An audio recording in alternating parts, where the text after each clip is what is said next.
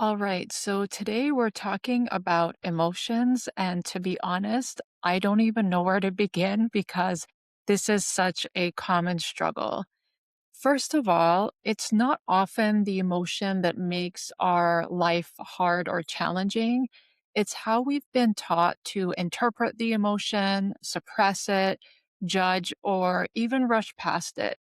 And how we've been taught refers to our upbringing, how we were parented, the indirect and direct ways and experiences that contributed to our relationship with our emotions. And a lot of our relationship to our emotions result in coping mechanisms.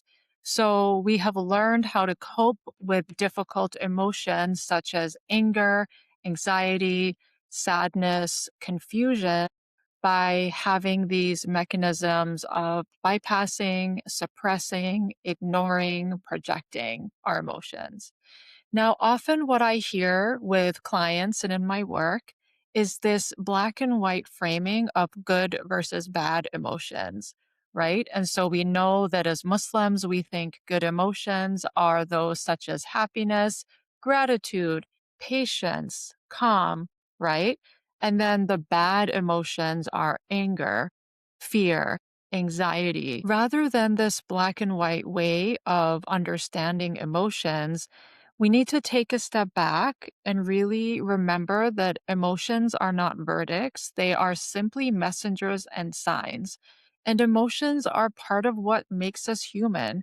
It's how God created our soul, and it's part of the human lived experience. Emotions are created by God, and He already knows what we're experiencing before we experience it.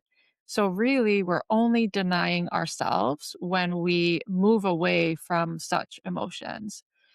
Oftentimes, we tend to lean into religious or spiritual language as well in our coping mechanisms. So, we might use religious language that results in spiritually bypassing.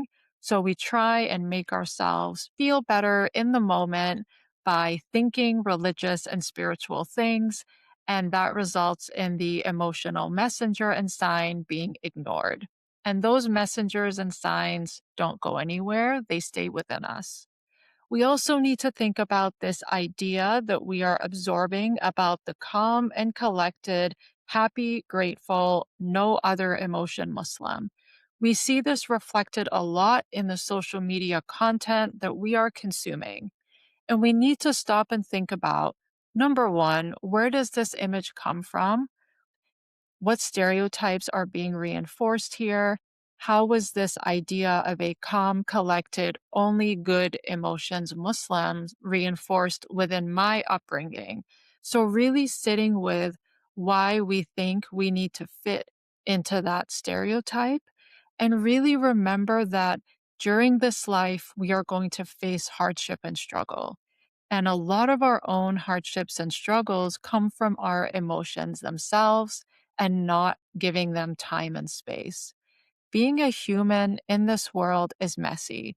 We are going to experience difficult situations and circumstances. We are going to experience overwhelm.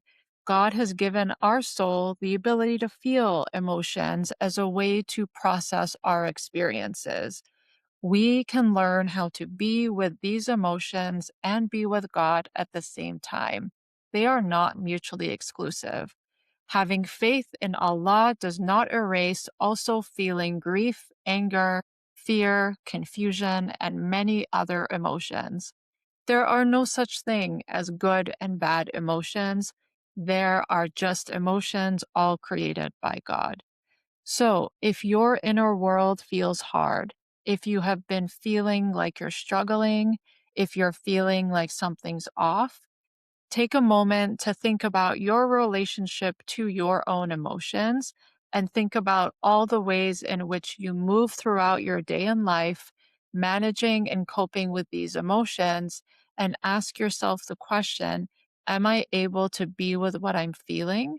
Or am I coping, distracting, and numbing myself out of feeling them?